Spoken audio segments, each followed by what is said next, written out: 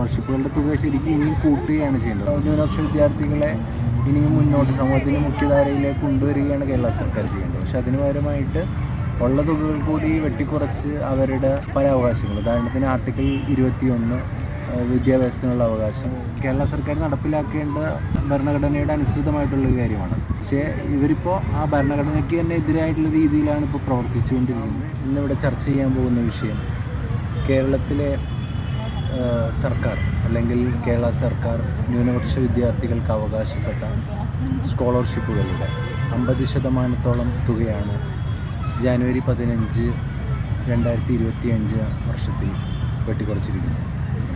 എന്തുകൊണ്ടാണ് ഇത്തരമൊരു തീരുമാനം ഗവൺമെൻറ് എടുത്തിരിക്കുന്നത് എന്നതിന് വ്യക്തമായൊരു മറുപടി പ്രതിപക്ഷ നേതാവ് ഉൾപ്പെടെയുള്ള പ്രതിപക്ഷാംഗങ്ങൾ നിയമസഭയിൽ ഉന്നയിച്ചിട്ടും അതിന് കൃത്യമായൊരു മറുപടി നൽകാൻ കേരള സർക്കാരിന് കഴിഞ്ഞിട്ടില്ല. ഈ ഒരു അവസരത്തിലാണ് ഞാൻ ഒരു പൊതുതാൽപര്യ ഹർജി കേരള ഹൈക്കോടതിയിൽ ഫയൽ ചെയ്യുന്നത്.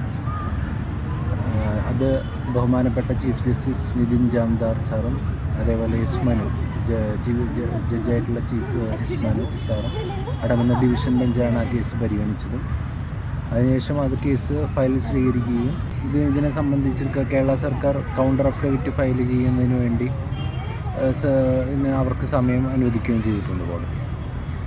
ഏകദേശം 50% തുകയാണ് കേരള സർക്കാർ വെട്ടിക്കുറച്ചിരിക്കുന്നത്.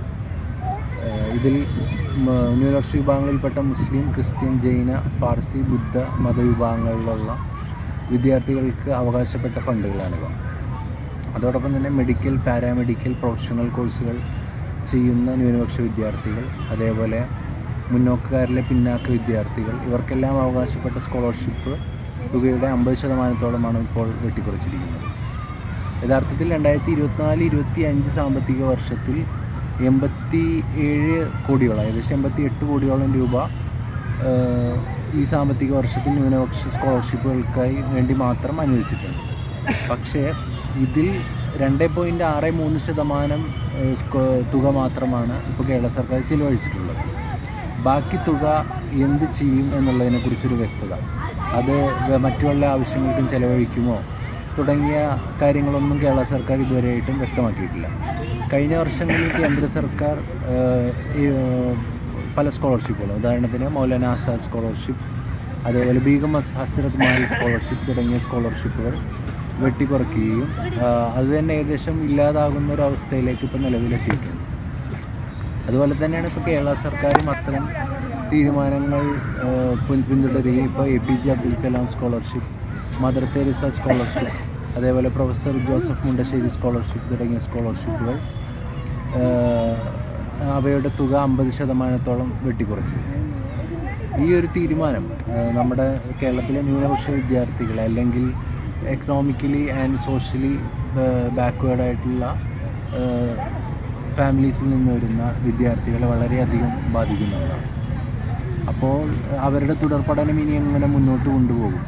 ഉദാഹരണത്തിനിപ്പോൾ ഈ പ്രൊഫസർ ജോസഫ് മുണ്ടശ്ശേരി സ്കോളർഷിപ്പിൽ തന്നെ SSLC കഴിഞ്ഞ വിദ്യാർത്ഥികൾക്ക് ഫുൾ A+ നേടിയ വിദ്യാർത്ഥികൾക്ക് 10,000 രൂപയും ഹയർ സെക്കൻഡറി പൂർത്തിയാക്കുന്ന വിദ്യാർത്ഥികൾക്ക് 15,000 രൂപയോളമാണ് സ്കോളർഷിപ്പുകൾ കിട്ടുന്നത്. അതോടൊപ്പം തന്നെ വലിയൊരു തുക തന്നെ പാരാമെഡിക്കൽ, മെഡിക്കൽ വിദ്യാഭ്യാസ രംഗങ്ങളിലും പ്രൊഫഷണൽ കോഴ്സ് ചെയ്യുന്ന വിദ്യാർത്ഥികൾക്കും ഈ സ്കോളർഷിപ്പുകൾ വലിയ രീതിയിൽ തന്നെ ഉപകാരപ്പെട്ടിട്ടുണ്ട്.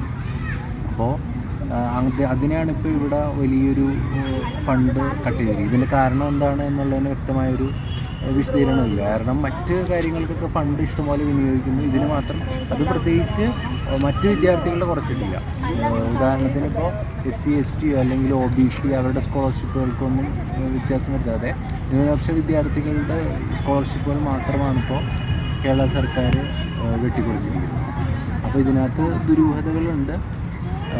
എന്തുകൊണ്ടാണ് അത്തരത്തിലുള്ള തീരുമാനങ്ങൾ എടുക്കുന്നത്? കേന്ദ്ര സർക്കാരിൻ്റെ ന്യൂനപക്ഷ വിരുദ്ധ നയങ്ങൾ തന്നെ കേരള സർക്കാരും പിന്തുടരുകയാണോ, അതോ സംവരണം ഉൾപ്പെടെയുള്ള കേരള സർക്കാരാണ് ആദ്യമായിട്ട് ഇപ്പോൾ ന്യൂനപക്ഷ സമുദായക്കാർക്ക് സംവരണം അനുവദിച്ച് സംവരണം അട്ടിമറിയാനുള്ള ആദ്യ തീരുമാനം എടുത്തത് കേരള സർക്കാരാണ്. അപ്പോൾ അത്തരം തീരുമാനങ്ങൾ ഇവർ മുന്നോട്ട് കൊണ്ടുപോവുകയാണെങ്കിൽ അത് നാം കോടതിയിൽ ചോദ്യം ചെയ്യുകയും അതിനെതിരെ ശക്തമായ പ്രതിഷേധങ്ങൾ നമ്മുടെ ഭാഗത്തുനിന്നുണ്ടാവുകയും ചെയ്യും.